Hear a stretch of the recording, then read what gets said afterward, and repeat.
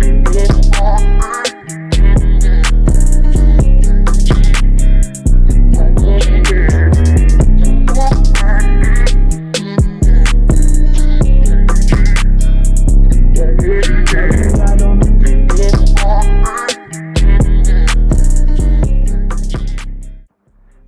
back everyone to Sports Zone LA. My name is Jacob, and today we're going to be talking about the Los Angeles Dodgers and what they plan on doing come the trade deadline. Currently, the Dodgers sit at a record of 62-30 at the time of this recording and are first in not only the National League West, but the entire National League as a whole.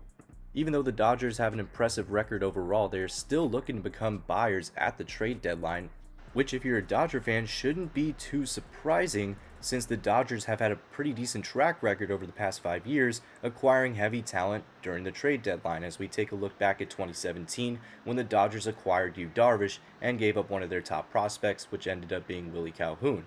Then you look at 2018, the Dodgers acquired Manny Machado in that huge mega deal with the Baltimore Orioles, which netted them top prospect Yusniel Diaz, along with acquiring Brian Dozier from the Minnesota Twins. Then you look back at last year, the Dodgers acquired Max Scherzer and Trey Turner from the Washington Nationals, while giving up top prospects Keibert Ruiz and Josiah Gray in the deal.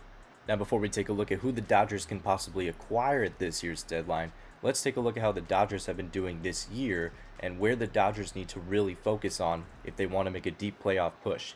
Now the Dodgers overall as a team, like I said, a record of 62-30. They have been dominant despite the fact that they've had stretches where they went 2-5 or lost 3 in a row.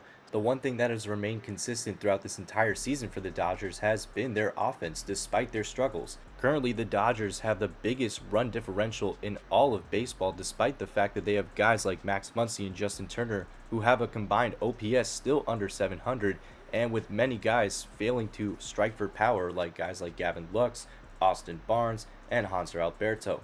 But what does the heavy lifting on offense is guys like Mookie Betts, Freddie Freeman, and Trey Turner. Freddie Freeman, of course, being an all-star along with Turner and Betts.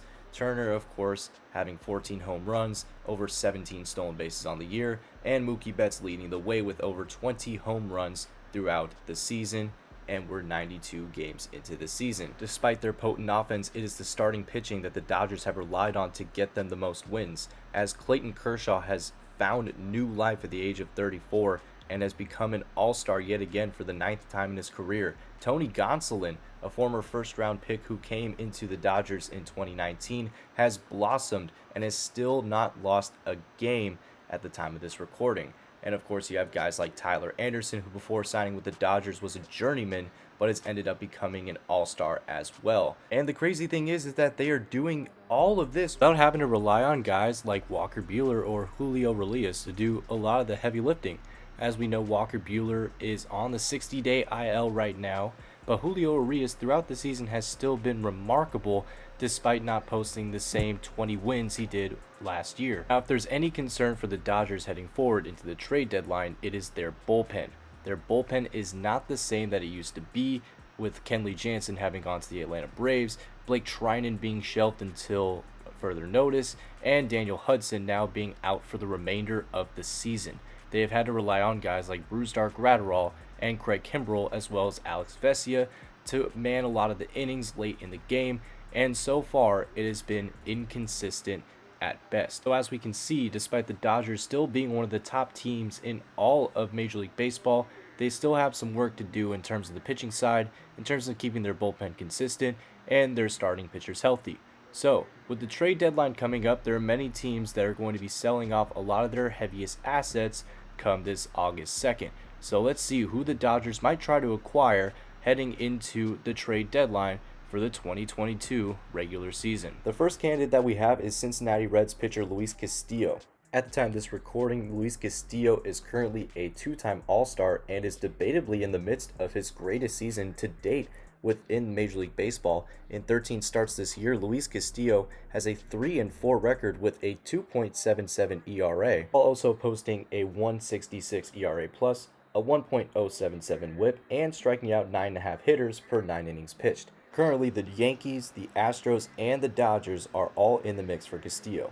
The next candidate I had in mind was right-handed pitcher Frankie Montas from the Oakland A's. Funny enough, Montas was a top prospect out of the Dodgers system until 2016 when he was dealt to the Oakland A's for Rich Hill and Josh Reddick.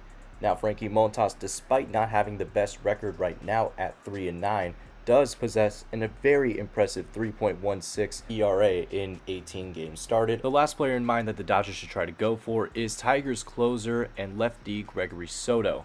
Gregory Soto has been one of the more underrated closers in all of baseball over the past 2 seasons, earning an all-star nod in both of those seasons. The reason why he hasn't gained a lot of national attention is because he plays for the Detroit Tigers. The Tigers are currently sitting at 38-56 in the AL Central and finished in last place as well. So Soto has been one of the only bright spots in the Detroit Tigers system that hasn't seen much brightness. He may not be the Soto the Dodgers want, but he still is an attractive asset for any team come this deadline. Now, when it comes to who the Dodgers can get at the trade deadline, there are many possibilities and there are many names that can be suggested.